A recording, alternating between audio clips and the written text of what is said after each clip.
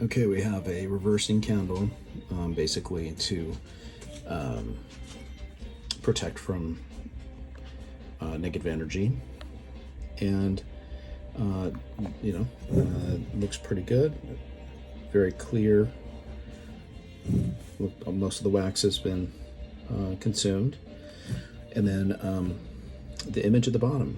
I mean, this was challenging for a reversing candle. Basically, how did I describe it here? The herbs gathered in the bottom of the jar to form the image of a man standing under open curtains that are in the shape of a vagina. It suggests rebirth and coming into wholeness of form. It suggests protection in the form of the feminine principle that nurtures and insulates. And I considered this a successful burn. Okay, this is a fiery wall of protection. There are some herbs, a lot of herbs on the jar, and the wax here is very thick, thick and messy. We see these outcroppings here that are also thick, but they stop. They're burned through. The burn actually broke those bands. There's a soot, a smoky soot on the jar, resistance, and around the bottom here also a large thick band.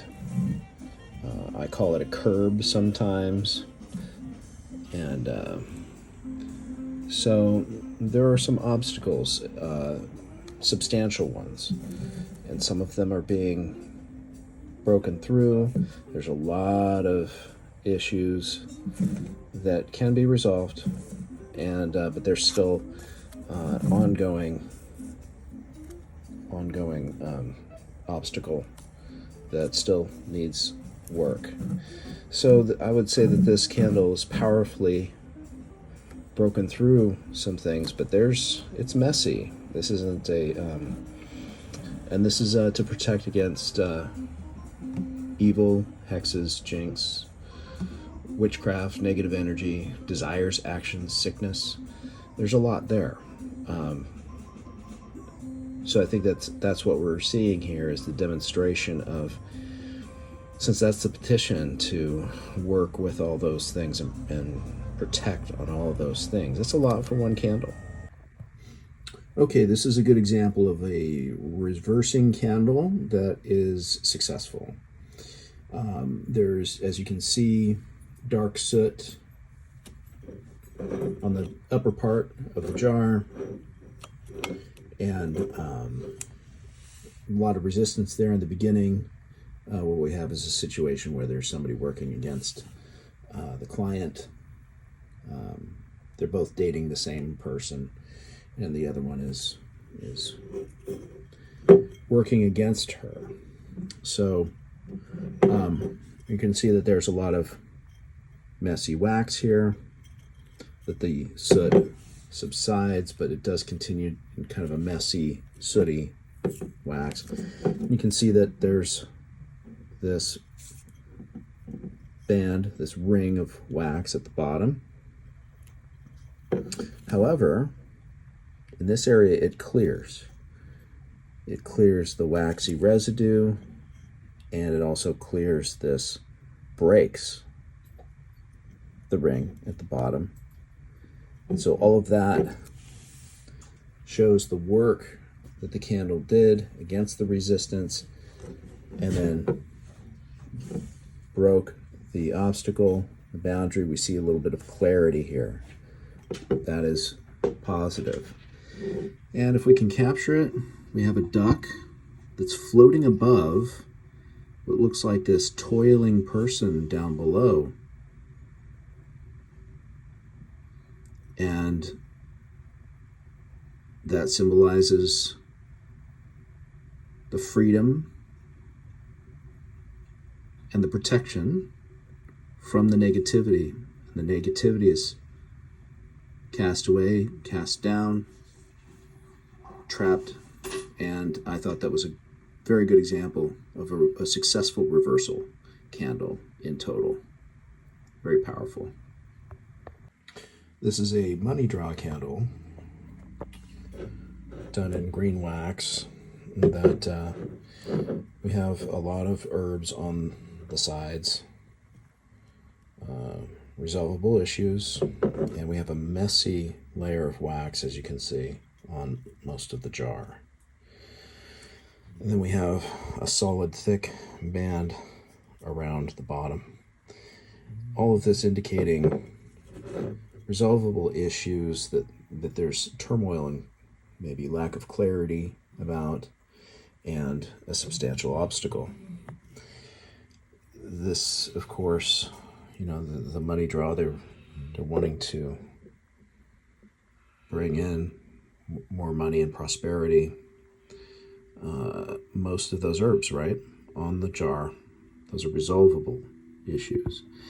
And at the bottom, very few herbs, but we do have what looks to be basically a phallic figure. The two orbs, the two eggs on either side of a phallic. So, and I can say that with other experiences, other candles with this client, there is turmoil in the home and issue with love and interest in other partners and things like that. So that's clear here that is expressing itself particularly on this burn. This is a good job candle. We have some herbs on the upper part of the jar. As you can see, there's kind of a thin film of wax. What I wanted to show here is how we have generally a band that is fairly solid and thick, but there's this point at which it breaks. That's sufficient to me to be a break, and especially the way the image appears to be, there's this blockage of a substantial obstacle that gives way almost to now the resolvable issues of the herbs on the jar. I felt that it made kind of a pictorial illustration of something that tells a story. Oh, and you have to love when the image is perfect for the petition. This person is trying to get a job as a teacher, an online teacher, for a class. And I see here a gecko at a computer. And geckos are good luck. So that's auspicious. Okay, so we have a crossing candle where a partner is upset that this person lied to her, and at Thanksgiving. So burning a crossing candle. And interestingly, I see a burnt turkey at the bottom. The herbs. Now, that's a corresponding, that's an affirming sign, meaning it was successful. The candle looks pretty good. Most of the wax was consumed, and it's fairly clear. At the end of the petition, however, they are asking for this person to be honest and come back to them. And I don't recommend crossing candles for any reconciliation work. That should be either separate, or maybe if you want to get back together with the person at some point, don't cross them. So those are choices that we make. This is a case of a dark soot in most of the glass until it is cleared there in the final quarter of the burn. This is a Van candle, so kind of an open road and clearing of negative energy into positive energy. And I wanted to use this as an example here.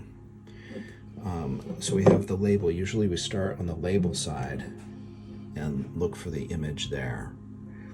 And from a lot of the times that will be where the image is. But sometimes when you turn it just a bit, boom, a lion. Right? The face is facing to the left. And when it's as clear as that, I feel that that's when it's announcing itself. That's what the image is for this candle, is a lion, even though it's not exactly on the label side. Here's an example of a candle where all of the wax has been consumed.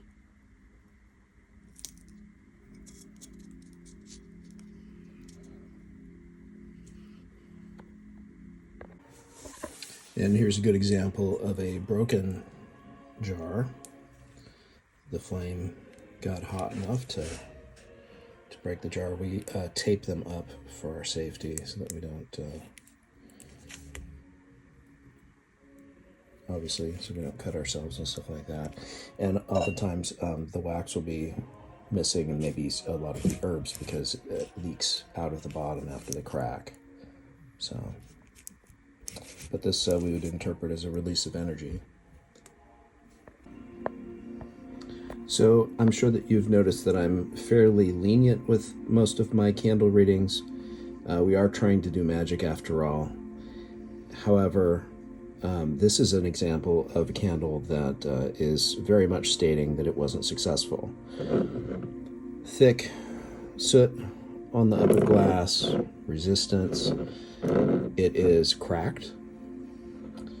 There's a lot of wax at the bottom, a full solid puck of wax.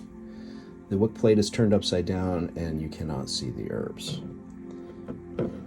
There's a scorch mark on the label, and so there is a release of energy, a lot of resistance, and this does not indicate that the candle is responding to this petition well. This is a remarkable example of a very clean burn, clean glass, where all of the wax was consumed. No herbs on the glass. There are two thin bands of wax that do go all the way around.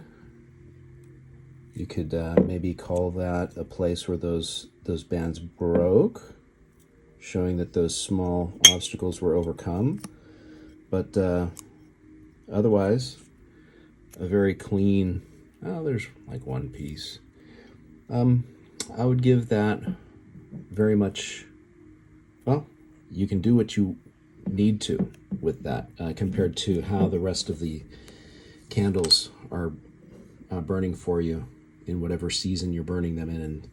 And I know at this time how the majority of the candles, you kind of average, and I'll talk about this another time, but you kind of average your candles together in a way so that you see how they're behaving in any given season in the conditions that you're burning them in. But that's a talk for another time.